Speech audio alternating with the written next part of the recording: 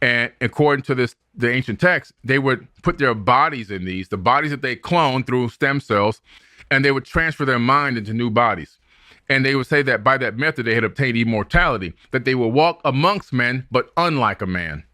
And that's how they lived for so many thousands and thousands and thousands of years. Thoth said, 100 times 10 have I descended into the halls of Amenti, and 100 times 10 have my body been renewed. That's only 10,000 years.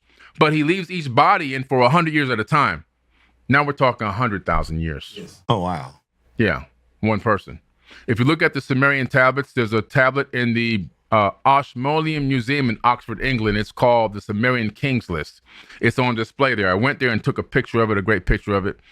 On that tablet, there are kings that ruled over parts of Earth for 28,800 years, 36,000 years, 14,000. That's the time they ruled. Thoth ruled over ancient Kemet, according to the Egyptians, for 16,000 years, one man by himself. So who was it? Methuselah in the Bible that lived hundreds of years? Was it Methuselah? 1,000 years, Methuselah, yeah. You know, all these people, we were living for so long. Why is our years dropped?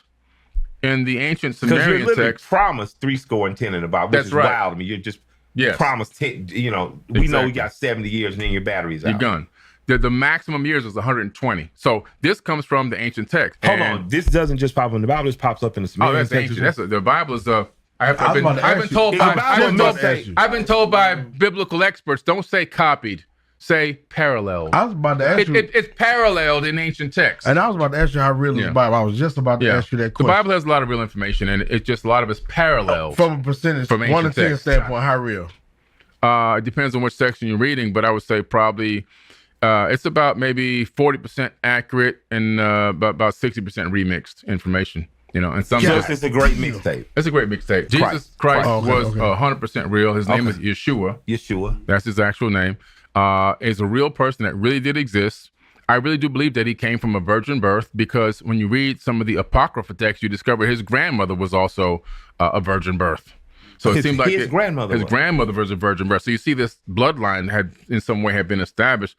When you read in my book, Compendium of the Emerald Tablets, I take the words from Jesus Christ and I take the words from Thoth, the Atlantean, and I line them up side by side, and you can see that they're saying the same, making the same statements. But one is 36,000 years old, and the other one is only a couple thousand years old. What is the mystery of water? Because we know less about the oceans probably than we do space, right? Right. Well, water is made. We're made of water. Yes. And so we resonate. Water resonates with water, and water always finds its level, right?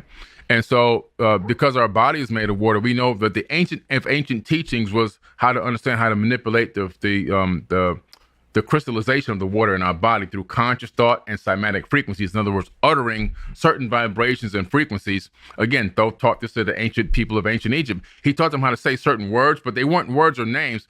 They were vibrations. They were all to the water in their body. And when you knew this, you understood how powerful water really was, and that water holds and even stores information and memory. And so water is a very important thing.